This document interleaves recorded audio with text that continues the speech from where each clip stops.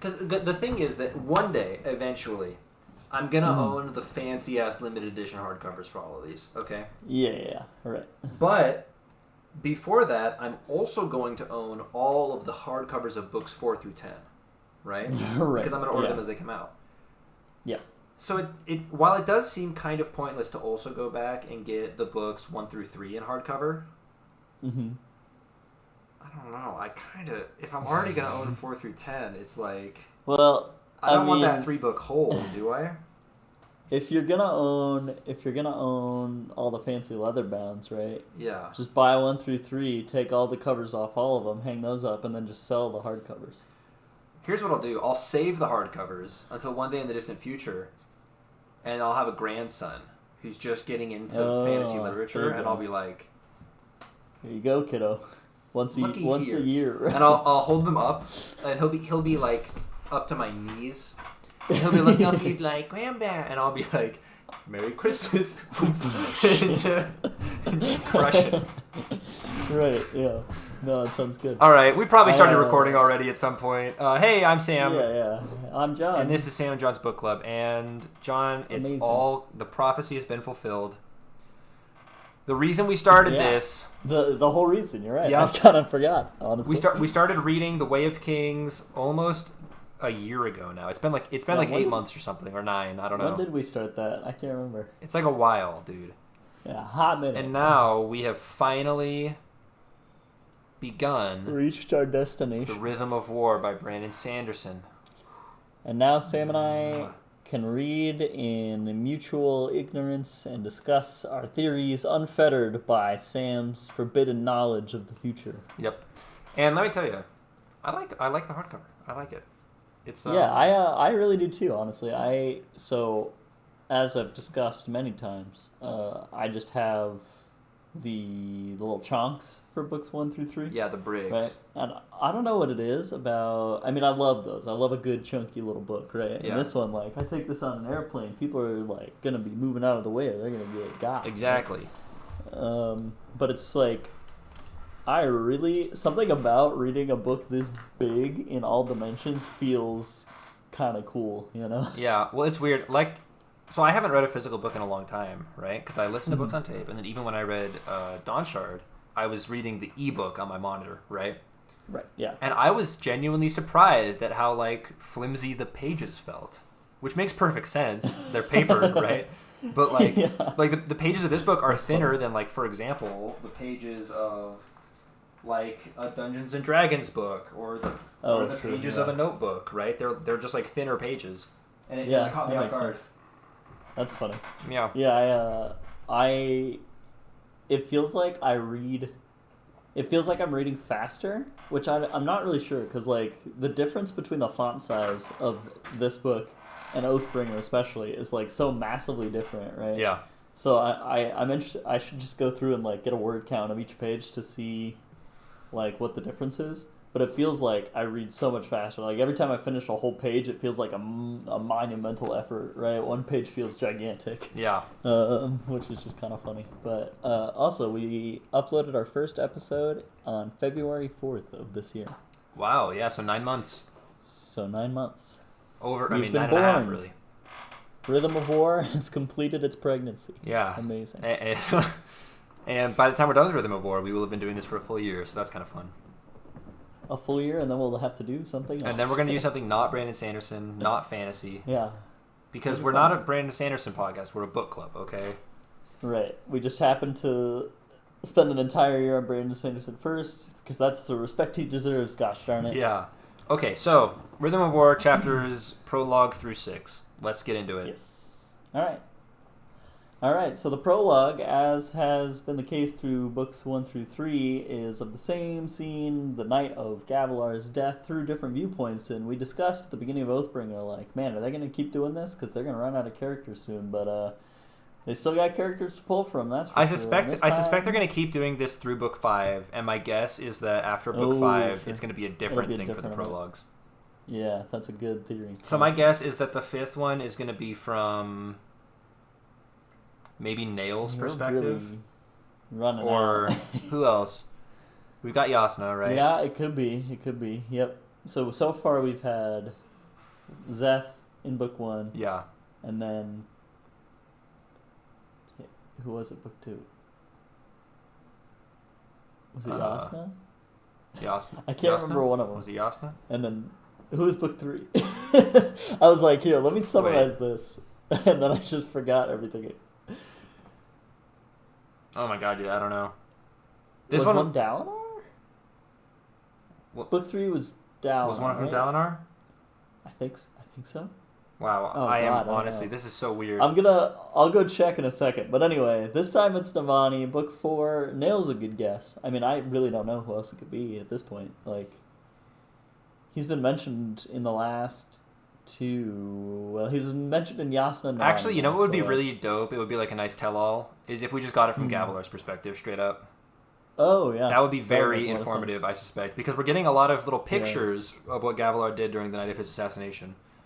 Right. But it would be cool to get the whole story. I have to go. I'm gonna go grab the other books to figure out who is who. But you talk about the prologue in the meantime. I'll be able to hear. All right, so I have a surprising number of notes on this prologue. Like I swear, for the last 2 books, I don't think I had that much, because it's all a little bit redundant with stuff we've already heard, right? But the first thing I thought about this prologue is that, you know, we just did a tier list where we ranked a bunch of characters, and we put Gavilar kind of low in like A tier, I want to say, because he was really significant. Yeah. This prologue just made me wish we had put Gavilar a whole lot lower. Oh, dude, I had the exact same thought. I was like, we really did him a service putting him where we did. Exactly. Yeah, he was so immediately. He sucks. Okay. He sucks a lot. Words of Radiance was Yasna in the prologue. Okay, so Oathbringer was Dalinar. Must be Dalinar. It's got to be, right? I'll find out in a second. Eshonai, that's right. Oh, it was Eshonai. It's so easy to forget Eshonai exists. Yeah. Man, brutal. All right, so it really sounds like, even before Gavilar starts just like, you know, verbally abusing his wife, it sounds like a lot of his success really can be attributed to Navani. And if it weren't for Navani picking up all of the slack Gavilar leaves behind in, you know, honestly, it sounds like being pretty poor in like social political scenarios, right? Yeah. Gavilar probably would have failed long ago, and Navani has really been kind of, you know, but you know, they each provide a very essential part of this, you know, running the kingdom. So it's not that Gavilar is all bad; it's just that Navani really, you know, she's pulling her weight. Gavilar, he expresses this. He really appreciates all the work she puts in by saying she's worthless and all of her success is meaningless, and she's a gold digger. So yeah, he's constantly thanking her for that stuff in those ways, you know.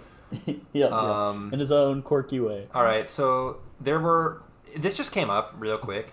There were worms in a barrel of grain that Navani had to deal with, and that to me, I was like, I'm gonna remember that. I'm gonna lock that away. Right. Yeah, I was like that. That also seemed like a too significant like throwaway comment, given that it had just happened in Dawnshard. Exactly. It's like Brandon Sanderson was hitting us with just like a lot of little details from Navani's perspective about the night. But this one, to me, felt like, okay, I know you're just trying to sneak that in there, but I am pretty sure that's going to come up later. I have the eyes of an eagle, Brandon Sanderson. Yeah, and we'll see if it does. Okay, also, Acedon, Elikar's wife. I have no idea how to say her name. I think let's just say Acedon. Because Acedon sucks, okay? Yeah, let's just say Acedon. Almost as much as the character itself. Acedon. Yeah, so Acedon really is bad here as well. Like, we knew she was bad when we saw her before in Oathbringer, and here she's also bad, so we ranked her properly in our tier list. Yeah, I was gonna say her tier list. Her tier list placement. I only felt even better about. Gavilar had invited a Master Artifabri into the party, and that makes me wonder: did this have something to do with a certain unmade and a certain gemstone? I don't know. Perhaps. Gavilar has been having guests by over the last month or so who arrive mysteriously and don't give names, and those are almost definitely the Sons of Honor, and I think it's actually confirmed later. Yep. Okay, Gavilar is having a conversation with some of these mysterious guests, people who we know to be Nail and another Herald, and it might be confirmed as somebody at one point. Yeah, I couldn't recall, but yeah, I know. He's certainly another Herald, right? Right. And there was a line in this that would have been insignificant to me had we not had a certain conversation with Lucas a little while back. Mm-hmm.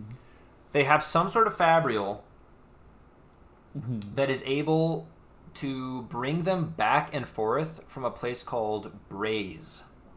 Right. You remember? Which is the third planet in the Roshar system? It is the third planet from the sun in the Rosharan system. That is correct. Mm-hmm. Yeah, so this is something that had Lucas not showed us that, picture map from Ars Arcanum Unbounded. or whatever it was called, Arcanum Unbounded. Yep.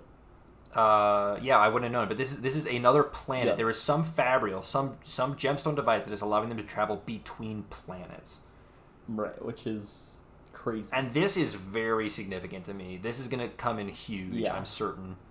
Because, they had to move from their broken planet to Roshar in the first place, right? So what's Braze's whole deal? Like, what's up with that planet? Exactly. I'm very interested to learn more about Brise, and I suspect that it won't be too long before we do. I don't know about this book, but, Yeah. Mm-hmm. eventually. Okay, and something has clearly happened because, back, this is 7 years ago now. Nail was conspiring with the Sons of Honor with Gavilar, right?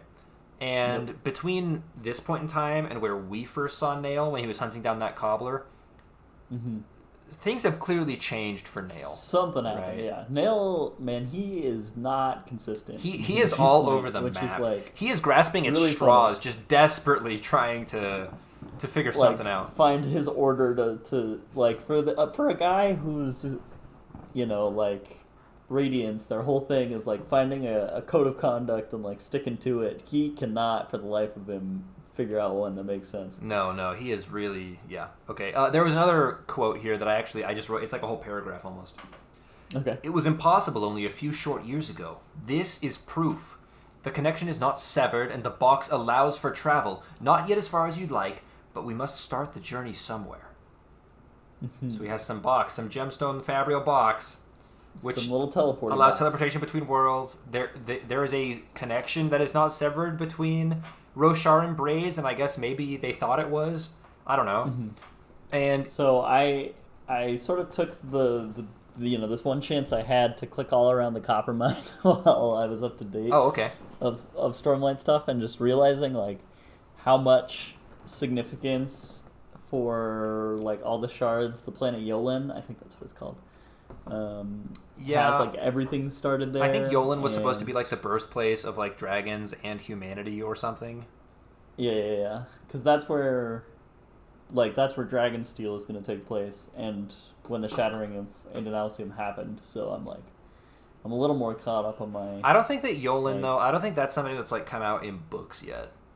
No, it hasn't. I think that this is something because Brandon Sanderson wrote a book that is now considered non-canon called Dragonsteel a long time ago, right? Oh, really? And I want to say that Yolen was significant in that, and that's what caused fans to ask him about it. I haven't read it, so I'm not positive about this.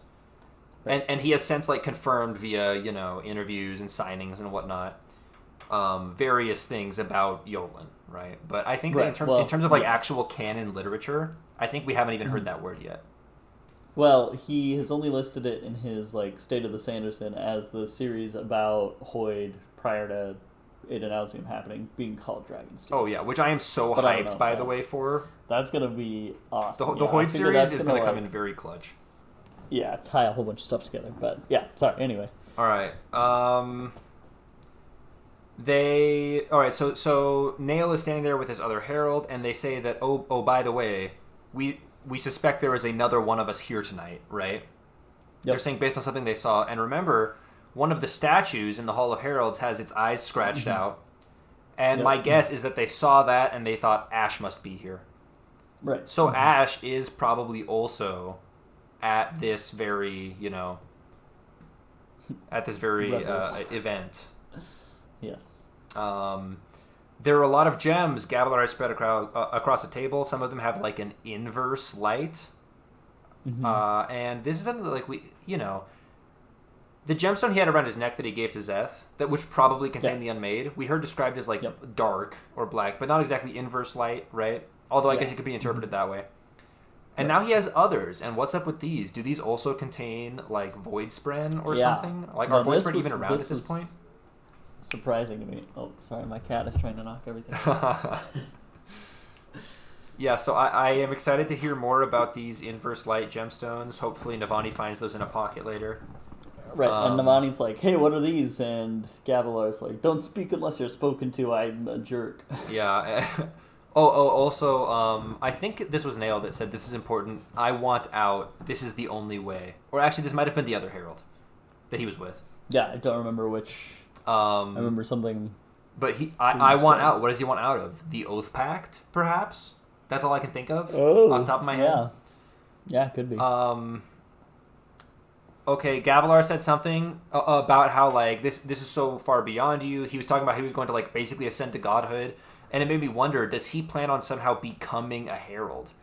Like, maybe taking the place. Maybe the Oath Pact can, like, they can only leave it if somebody else will, like, take their place. And, like, Gavilar's master plan is to become a herald or something.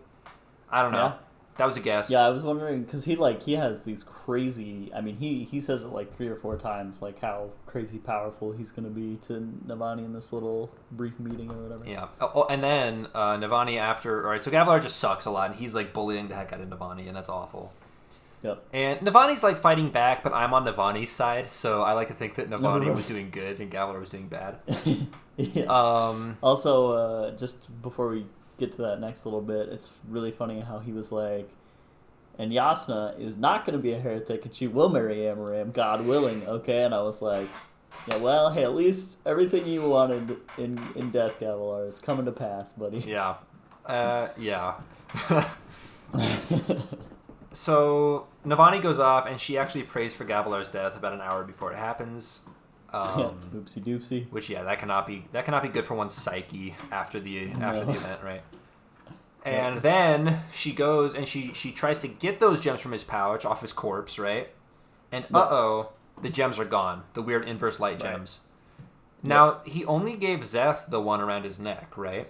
Right. Yeah, we know in that scene he just like expressly handed that to him, and we know Szeth left, at least in that scene, before being able to grab these. And Szeth is not the sort of guy who rummages through pockets, okay? So Szeth does not have these. Somebody else has these. Probably like Nail or someone, right? Yeah. And I'm sure we're going to find out in further prologues, down the road. Yeah, if not sooner. And Navani decides to write Gavilar's history to actually make him out to be decent for some reason. Right. Yeah, I didn't get that. And Navani tricked us because he actually sucks. Okay. Yep. And that's all I have on the prologue.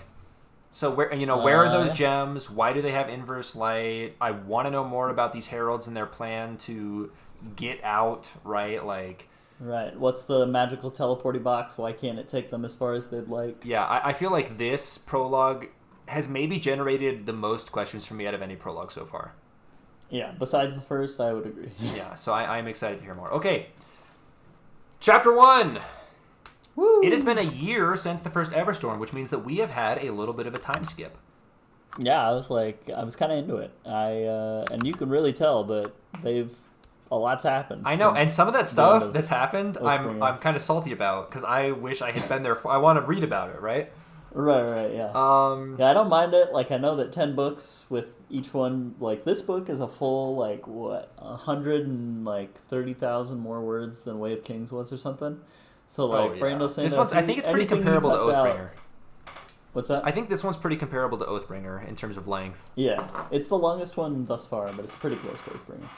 All right. I'm just saying, Brandon Sanderson has this habit of writing longer and longer books, so if he's got to cut out time to fit it all into 10, so be it. Yeah. All right. So since we last left our heroes, Alethkar had already fallen. Now Herdaz has also fallen. Yep.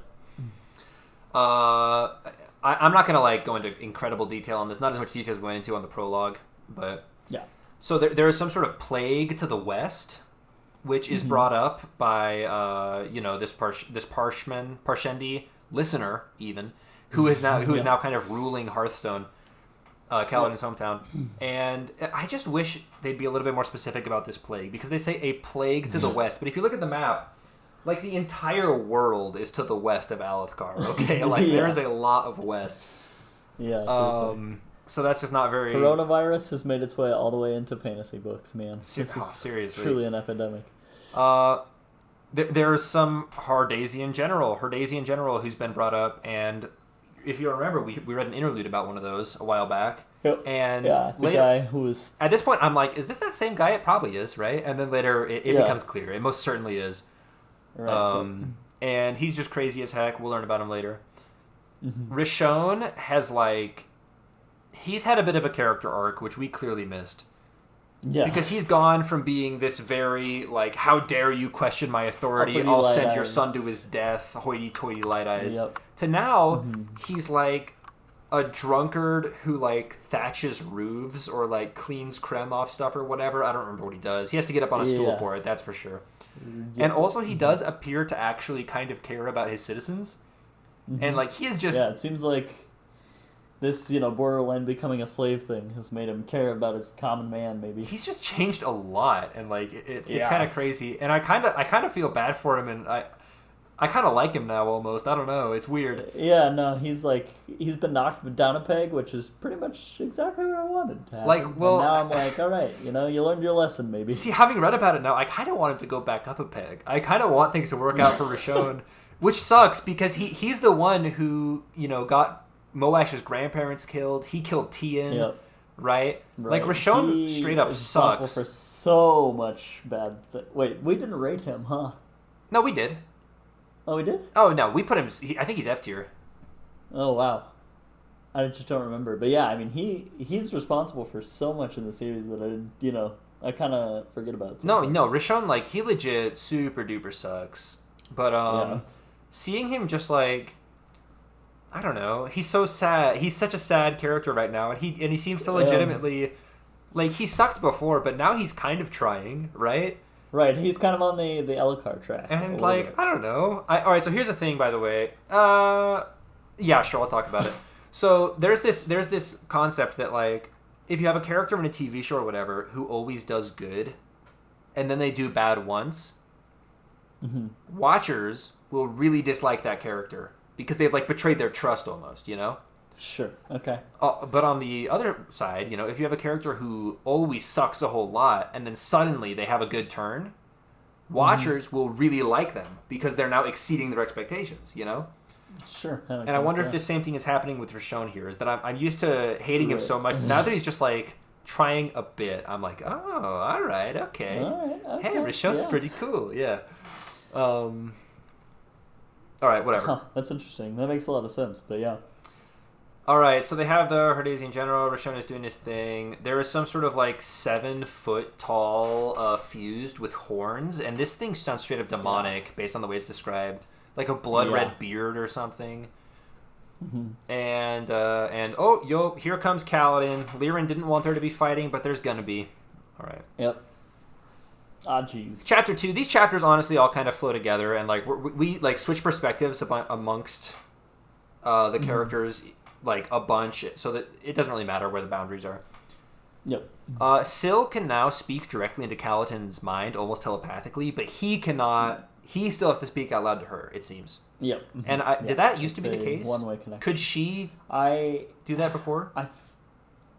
Because I read that and I was like, I feel like this has been mentioned before, but I couldn't really put my finger on it. So I think that I don't think it was already the case, because I feel like it coming up now reminds me of how it's maybe come up once, if never before. Exactly. Well, I read it here, and I was just the fact that I asked, "Is that a thing?" means that even if it has come up, it hasn't come up much, right? So this is pretty new. Yeah. Kaladin, you know how he is, always wanting to fight things. So he starts fighting this big fused, who it turns out can actually teleport and is very strong. Now, Moash told us in the last book that there are only 9 varieties of fused, while there are 10 varieties of Knights Radiant.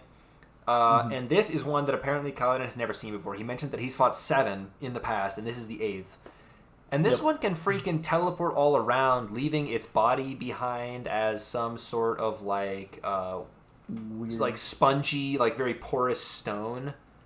I don't know. Yeah, that just like collapses. Yeah, it's super cool sounding, but also I know. Very Yeah, this is exactly hard to like fight. this makes me wish I was a competent artist so I could animate just a portion of this fight. Just like animating 10 seconds of this fight of like this red light zapping around as like figures are just, apparating, to borrow a word from Harry Potter, and then and then just like crumbling, and like, oh my god, it would be so cool, right? Yeah, it sounded awesome. All right, so and then hey, we get Vale, and Vale is hunting the Sons of Honor. Of course, Vale and Shallan and Radiant are all kind of, Ooh, I mean, boy. which name we use for Shallan at any given time has started to become it's a gray zone, you know? Yeah, the fact that we rated all characters independently was a good call on the tier list because, like, she is only splitting further, and, like, I don't know. I'm always worried about Shallan, but, like, this seems like functional more so than it has been in the past, but it's still weird. Yeah, I don't know. The thing is that even Shallan's alternate personalities worry about Shallan, right? Mm-hmm. Because Vale is like, hey, Shallan, maybe we should remember everything? And Shallan says, no. And I'm like, wait a minute, what didn't we remember? Like, I was under the impression... I was like, we had a whole book. I thought we had Shallan's whole past. We did all the flashbacks, didn't we? Yeah. So Shallan is apparently still hiding something deep in her psyche that we don't have yet. All right. And that was surprising to me, but I guess it makes sense because Shallan has to tell more truths to continue advancing as a Knight Radiant, right? Yep. Yeah. So I guess it kind of makes sense that until she's done with her advancement, she's probably going to have presumably bigger secrets than the previous left around. But I'm just thinking, like, what the heck could they be? You know? Yeah. Seriously, yeah, it's like... Are we going to turn out that, like, her brothers are actually dead and, like, she, like, light wove fake brothers in... Because she's, like, so crazy, you know? I don't know. Right, I don't think that's what's happening, but, like... No, yeah, but the whole script is flipped now, yeah. It could be literally anything. It's just whack, yeah. Yep. We learned that Kaladin and Lyn briefly dated between books, and I'm like, Brandon Sanderson, that's rude. I want to know about what happened there. Right. I was so confused by that because I just never in a million years would have shipped it, you know? Well, yeah, I mean, when we saw them, they, like, weren't even interacting, really, you know? Right, they were hardly acquaintances. Lyn was like, I want to help with Bridge 4, and he was like, okay, you can write stuff down, and she was like, actually, I want to fly, and he was like, wow, sorry for my preconceived notions about women, maybe, and, you know, and that was it. That was the only conversation they had. That was pretty much the whole thing, yeah. And now, it turns out they dated, and the way Kaladin talks about it, she was totally like a rebound for him, more or less, and now they both mutually agree it was a bad idea, and they're kind of friends. But it's like, dang, I don't know. I like these characters. I don't want stuff to happen in their lives without me knowing. We've just never had a time skip like this in this series, at least. And so, yeah, some parts of it were just kind of jarring because it's not something that I'm used to Brandon Sanderson doing, or at least not in, like, the Stormlight Archive. Yeah. Also, it's mentioned that Herdaz was, like, this really kind of unimportant nation, like, strategically unimportant, right? But at the same time, it sounds like Odium really kind of fought his heart out for Herdaz, right? Like, they really put up a resistance. And it makes me wonder, why did Odium fight so hard for Herdaz? Is there something important there that maybe humans just don't know about? I don't know. Yeah. Right, yeah. Okay, also, Kaladin, there's a line between... Syl says to him, you barely scowled when they called you Bright Lord, and he replied, I am what I am. Which is just such... Actually, this is good character development for Kaladin, right?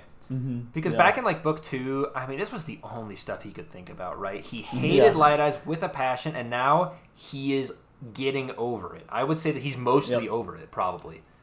Which is terrific, because I hated that. I think that, you know, the more, like... I mean, he's dealing with it in a very Kaladin way, or he's just like, well, whatever. Right? Yeah. But I'll take whatever over, like, being completely fixated on it. Yeah. He's making great progress, though. I love it. Also, wait, would you look at this? It turns out that Navani has a great big airship. Oh, what the heck? That's pretty cool. Where'd that come from? And also, I'm really happy that Kaladin... So the airship is coming to pick up all of the citizens of Hearthstone, which is basically Kaladin's way of saying, hey, Dad, I know you said that you want to stick around and help these people, but... These people are coming to your Ethereal now, so are you. Bada bing, bada boom, right? Yep. Because it sucks that, you know, Kaladin's family has been out in, you know, like, Voidbringer-occupied Alethkar for ages, right? Seriously. And it would be terrific if he could finally have them just sort of under the wing of, you know, Dalinar and not have to worry about it. That would be awesome. And it sounds like that's, you know, he's making progress towards that, which I love. Mm-hmm. So, I want to ask, how do you picture this giant... a floaty ship? I mean, just like a literally a floating pirate ship kind of deal? Giant sky barge. I imagine that the bottom is flat instead of being, you know, boat-shaped. But other than that, I just imagine a giant sky barge. Yeah, I pretty much had the same thing where it was like big old flat rectangle on the bottom, bigger flat rectangle on the top, flare up the sides, and that's kind of it. Yep. Yeah, I literally, a boat, but we cut off the bottom, and that's flat now. Okay? Yep. And that's, I don't know. Because, I mean, they wouldn't, although maybe they still, maybe the shape of a boat would still be more aerodynamic or something. Mm-hmm. Like, if somebody were to animate Skybarge and they did it like a whole ass boat, I would say, okay. Yeah, no, that's fine. Yeah, that makes sense. Yeah. Hey, air's a fluid too. Yeah. I like how, so the giant ship, it's named the Fourth Bridge, right? After Bridge 4, of course. Couldn't just call it Bridge 4, that'd be tacky. Yeah. No, Fourth Bridge is a good name. But they've taken the actual Bridge 4 itself, like the physical object that they carried around, and like made it part of the deck, right? Yeah. Which is cool, and I like how all of the bridgemen, as they're like going to fight, they just like they kneel down, give it a little tap. Yeah, they just like touch it and then launch into space, and it's cool. I like that as well. Yeah, I like that little thingy. Yeah, it was cool. Also, overall, the pre-chapter epigraphs, they weren't that important. We're not going to go over all of them this time. It's Navani. She's just talking about how to capture Spren and Fabrials, and the only thing I want to talk about here is how she said that a good way to trap a Spren in a gemstone, it has to have Stormlight in it, and then you suck the Stormlight out by having like bigger gemstones around it. She said, though, that an alternative method that would work really well if they weren't basically extinct would be using Lorkins. Yep, yeah. So, perhaps, by eliciting Rizen's help, they could make some really dope Fabrials. I don't know. Yeah, seems like it, because like, I mean, I've been, I've had like a mild interest in like Fabrials just because like Navani keeps making cooler and cooler stuff, right? And like the Fourth Bridge, how they describe how it takes like so much manpower to make this thing operate is really cool. Yeah. And so reading these like was just more of like it was like, here you go, have a little bit more. This is how these things are made, right? Yeah. Develop that interest a bit. And so I like that. But yeah, the same thing. I was thinking, I was like, oh wow, yeah, like how would you draw the Stormlight out of something like that without, like, how would you do that? Period space, like. Yeah, well, and so she described that by if you have a gemstone of the same type that is much larger and empty, it'll almost like osmosis, like suck the Stormlight out. Like high pressure to low pressure zones sort of deal. It's very interesting though. It's like he says stuff like this, and I'm like, oh, I can see it, right? But at the same time, he's really just dropping like, hey, this is the science of the world. These are the mechanics of the universe. Yeah. And I'm just like, sure. Like it's weird to me that this isn't like, more significant. But to me, I was just like, okay. And it's like Brandon Sanderson is literally like defining physics of a fake universe. And I'm like, good to know. Thanks. Yep. Okay, Brandon Sanderson, back to the people. Yep. All right. Look at that sweet character. Navani says that she got the trick with aluminum and Fabrials, right, which allowed them to only move along one plane, from the Azish. And I'm thinking, like, wait a minute, didn't we literally like watch Huio discover that? Yeah, like didn't we see the wheelchair be invented in the levy chair on the ship to Eomer and Dawnshard? And I guess it makes sense though that the Azish probably had this secret previously, and maybe. they just hadn't wanted to share it until Sure, this whole alliance thing. Well, until they really started believing in the alliance, even, right? So it's very possible that Huio figured it out. But the Azish had already given these secrets to Navani, and she hadn't showed them yet, or something, right? So I didn't dwell on this too much. Could be. All right, and hey, bada bing, bada boom. Last time I had asked, is that thing where Dalinar pulled the cognitive and spiritual realms all together? Was that just like a one-time thing? No. I very much thought that was a one-time thing. Honestly, I'm really happy it wasn't just a one-time thing. Because I would have kept thinking about it. I would have been thinking about it like every fight. I would be like, oh, is this when he finally does it again? Right, when he pulls out the trump card. Yeah, and it turns out that he can do this just like all the time, which is terrific. Firstly, because it allows him to, infuse gemstones and Knights Radiant with Stormlight, but also because this was the only thing that made Colin and Lyn cognizant, right? Oh, yeah. So he can. About that. Dalinar can presumably make Taln sane at will. Yeah. Which I think is terrific. That totally went by me. I'm really happy about that. Yeah, I love me some Taln. Yep. Okay, so yeah. Yeah, he does the cool thing where he pulls the things together, and it's not as significant as it was in the huge battle with Odium. Literally forgot his name for a sec. And yeah, like kind of pulls all the realms together, but it's not, totally all together. But we can kind of glimpse. We can see Shadesmar in there. We know about that. Chekaruni. Yes. But Navani's like, what about the spiritual realm? And Navani, she comments not only here, but also in Chapter 6 about hearing a tone when Dalinar does this. Yeah, right. And the first time it came up, I was like, oh man, that tone's going to come up later, and Brandon Sanderson's going to think I forgot, but I'm going to remember. But then he reminded us in Chapter 6, and I was like, oh no, he wants me to just know that. Yeah, the tone is important. Yeah. All right, cool. He's really... So the tone is clearly significant, and we will get more on that later. Also, we learned that the tower was once inhabited by a powerful spren named the Sibling. The Sibling is capable of making a bondsmith. Yes. So what this means is that either the Sibling is the, actual shadow of cultivation and the Night Watcher's a fake, or the Sibling is the shadow of Odium. All right. But... that I don't quite understand that, because the Sibling does appear to be a good guy, right? Right. If it's working with the Radiants. My guess was the first one, that it's the Sibling of cultivation and the Night Watcher is something else. I mean, we see Ja Anat, though, kind of rebelling against Odium, right? So it is possible that this spren was created by Odium but does not submit to him, right? I don't know. Yeah. Could be. The thing is that the Night Watcher just really does seem like the shadow of cultivation. Right. It just seems weird to me that, the Night Watcher could be, bound to make a bondsmith, Well, and here's the thing also, is that we know, based on previous, text, that there were, at one time, 3 bondsmiths at once, right? Yeah, exactly. But Odium has always been an enemy. And the Knights Radiant have always been, I think, kind of a unit, right? Yeah, seems like it. Which makes me think hasn't been a rogue that Odium's shadow must be a good guy, kind of weirdly. Yeah, I guess right? I guess you're right, because it's not like he would. It's not like bonding his shadowy spren deal would cause a bunch of hubbub if the old Knights Radiant were cool about it. So I don't know. So yeah, maybe I'd say that right now I am maybe leaning towards the Sibling being the shadow of Odium, but the Sibling is actually a good guy. I'd say that is my preference, but I'm not. It's not. It's like a kind of low confidence, like a 65% sort of guess. Sure. Yeah, that makes sense. All right. Also, we learned that the Sibling did die during the Recreants. But Navani's not really sure what that means per se, because spren don't die exactly. Right, well, and that's a good point. If there were 3 bondsmiths, why is this Stormfather still kicking just fine? Well, the Stormfather's... Oh, wait. No, maybe you're right.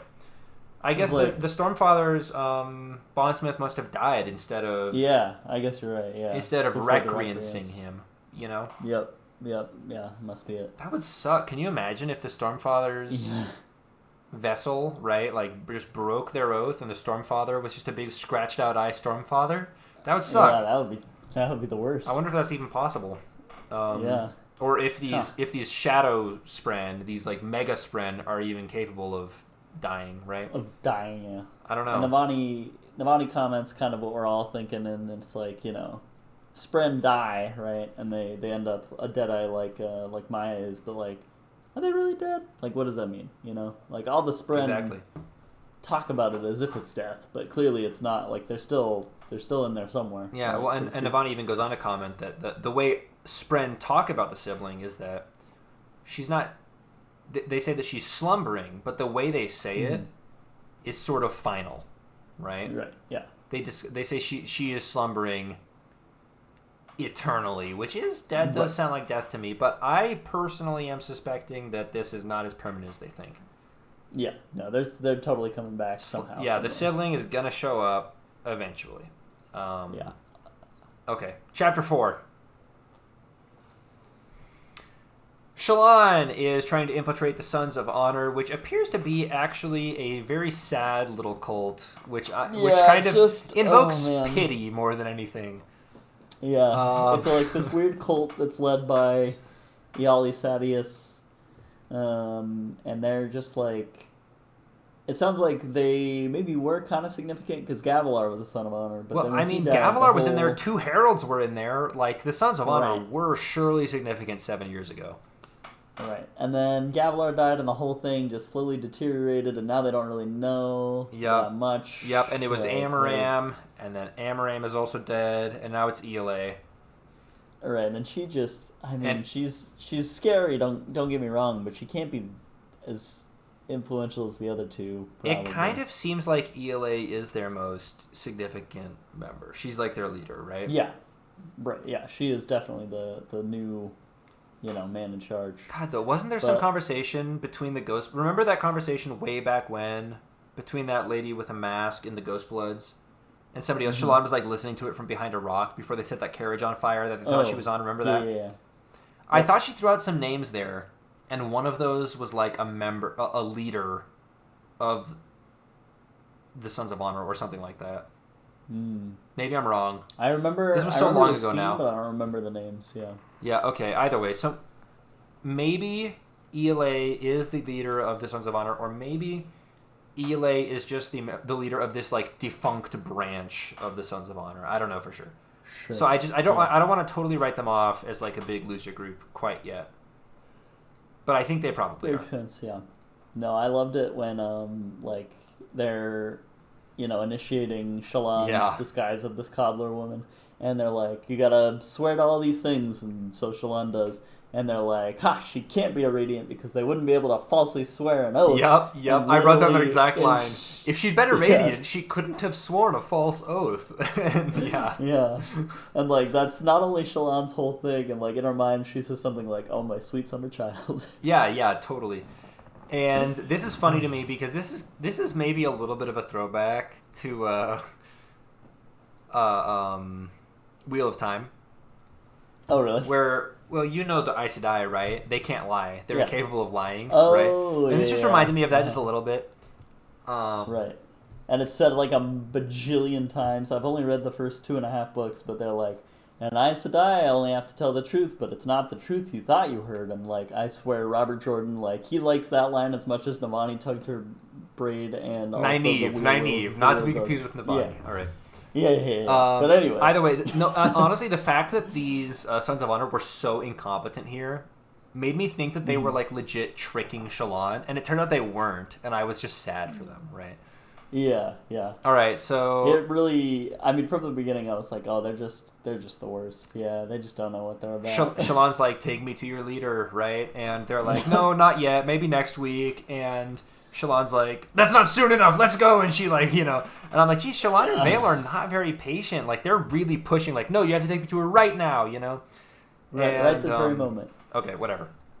And so, through a whole weird series of events, this is what bugged me, right? It's like, Adolin's like, that's the signal, and they all jump in, and then she gets pulled into the little secret tunnel, and she comes face to face with, I can never say the name of Sadius. Ela. And Ela. And she's like, all right, I got here. Now what am I going to do? And I was like, you were so impatient to get to this point. You didn't even have a plan? Yeah. Like, well, it turns out that Vale had a plan that I guess Shallan and Radiant just weren't privy to. Yeah. All right, chapter 5. So it turns out that Ash had stuck around after... You remember Ash was there at the fight at the end of Oathbringer, right? Yep. The big battle for Thaylen City.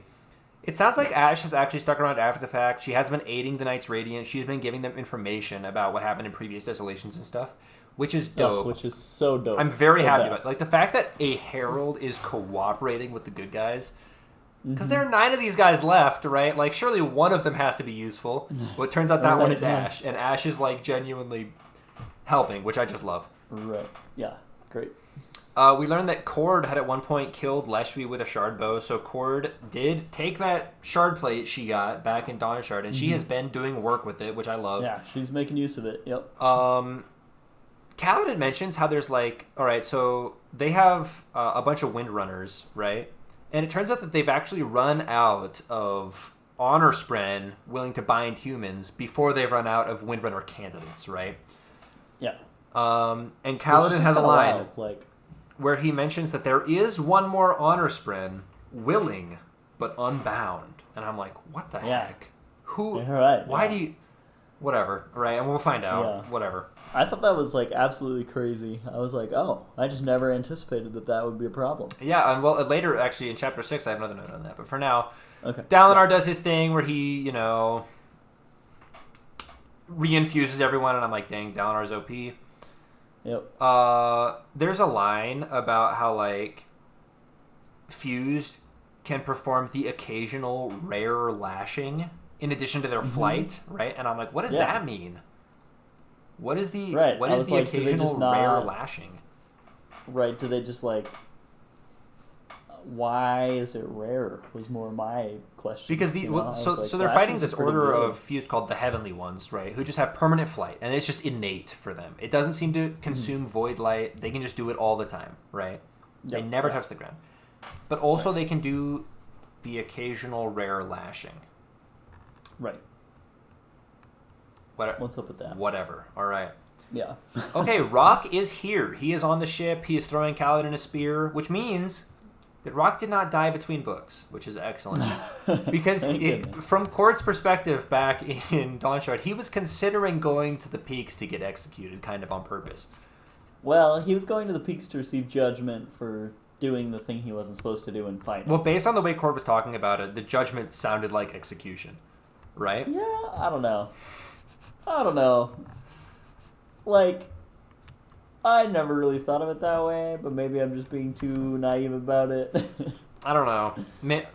My guess is that I feel like we would have heard about it by now, Rock. Even though we're only 6 chapters in, I feel like it would have been mentioned. Right, I don't think that he went back, but I don't know if going back is like a death sentence or not. Yeah, I feel like the Peaks are like we know that that's where Cultivation's perpendicularity is. We know from Cord that like, various gods have been there in the past and like made deals with the Horn Eaters and all this, right?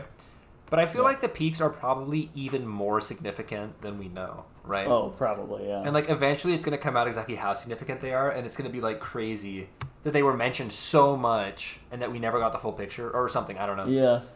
Yeah, that's a good guess. Okay, so Kaladin also reveals that he's having like insomnia and he's having nightmares about something that are keeping him up at night. And I'm wondering, what are those nightmares about exactly? Because he clearly has a lot of nightmare-worthy stuff in his past, right? Right.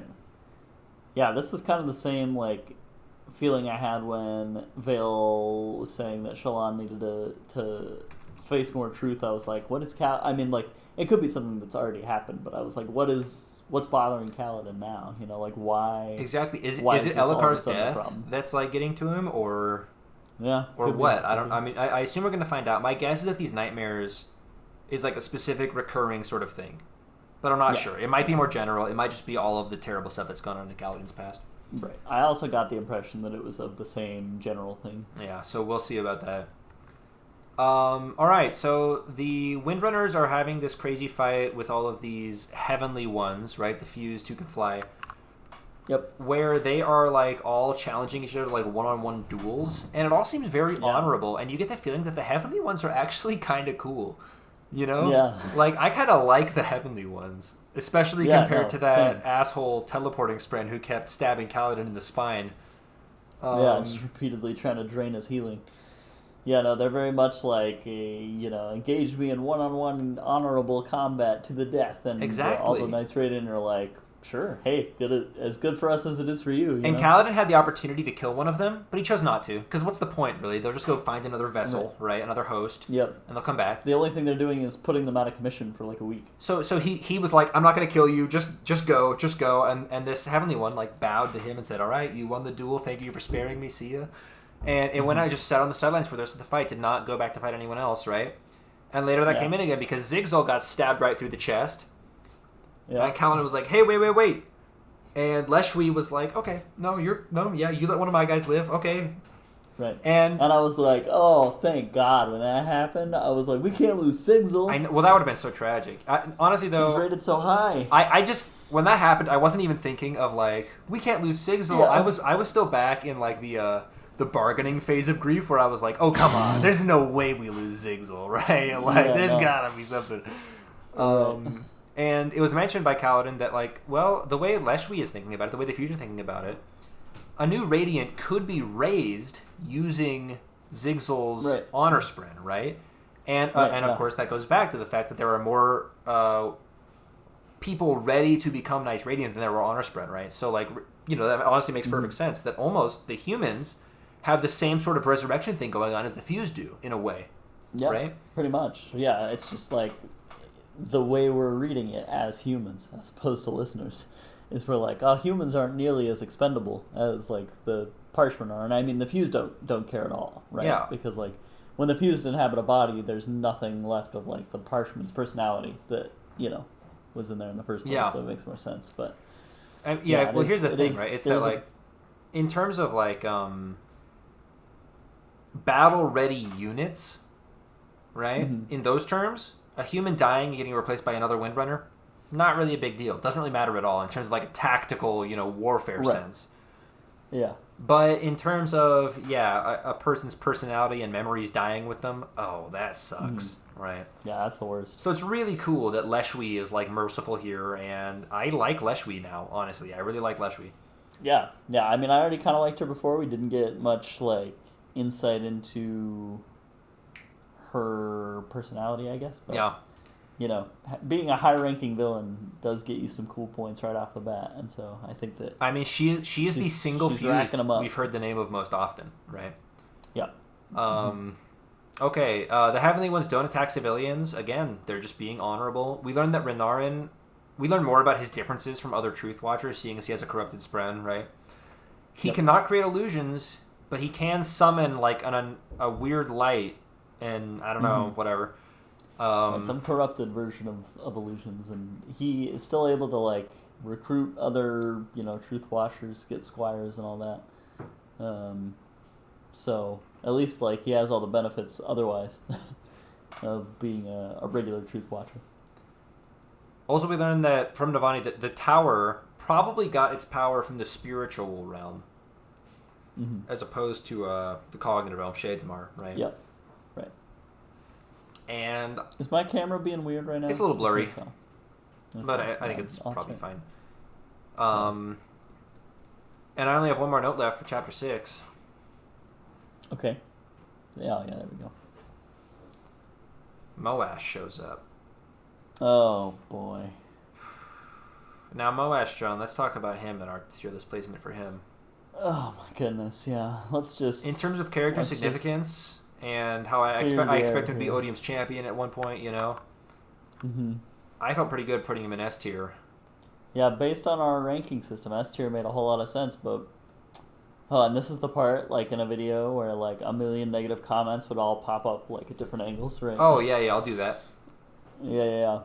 Oh, my gosh. We posted our tier list on Reddit, and Reddit is very good at getting angry at things, and they did not disappoint. No. I wouldn't say Reddit got angry at it per se. No. There were some, but I would say they certainly disagreed with it. Yes, yeah. It was like cool tier list. What, Moash is in S tier? Have they not read book 3? Yeah, there was one guy who asked if we had read book 3. Yeah. There were a couple people who said they wanted to create their own tier below F for Moash. Right, and we said all of this, or at least as much when doing the video. Well, nobody watched the video. Obviously, I don't expect everybody that looks at the tier list to watch the video, of course. It's a long video. But, you explained it in one comment, and there were so many even after that were like, Moash? And I was like, oh, jeez, man. All right. Yeah. Whatever. Well, honestly, though, can't blame him. I think another one that they got some flack was that we didn't put Talonel Elin higher. Oh, really? Because he is like the single. He's like the savior of humanity, to be frank, right? Yeah. And for them, I was kind of like, yeah, maybe you're right. Dang. Yeah. Yeah. I don't know if I regret putting Moash so high, but maybe I do regret putting Talonel. We put him at the very top of A tier, right? Right. He could be S tier. Yeah. Maybe that we should have been S tier. I don't know.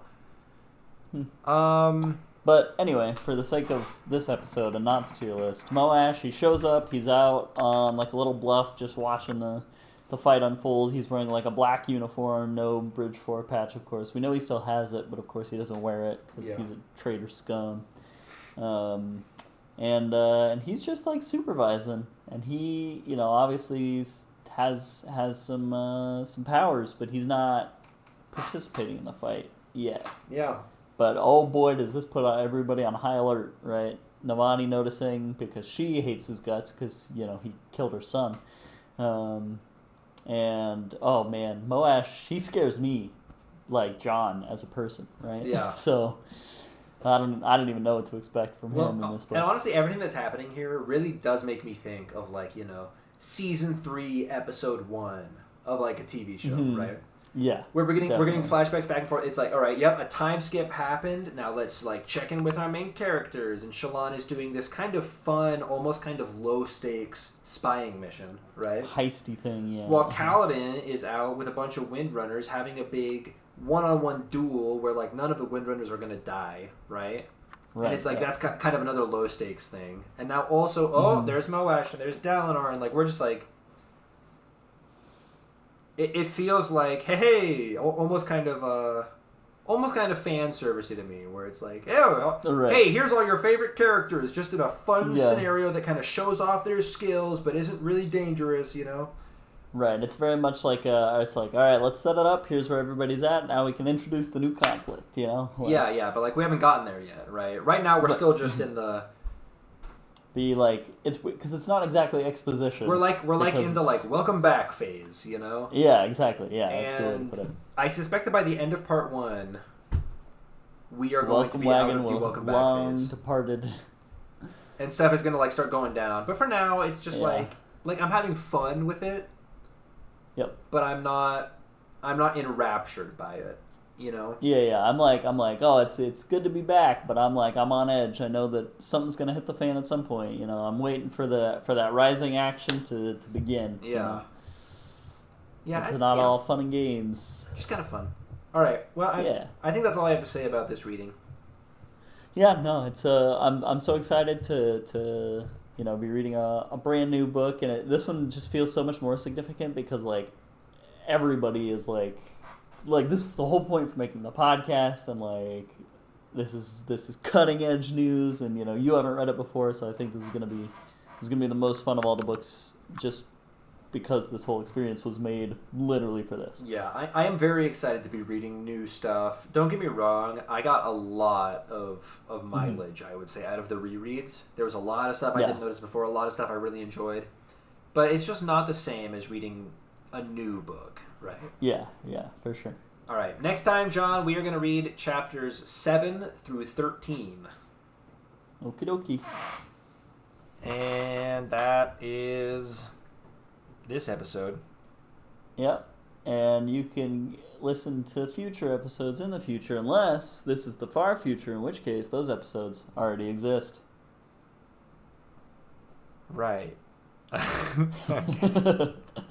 See you later. Keep it saucy. That's our new catchphrase. Bye.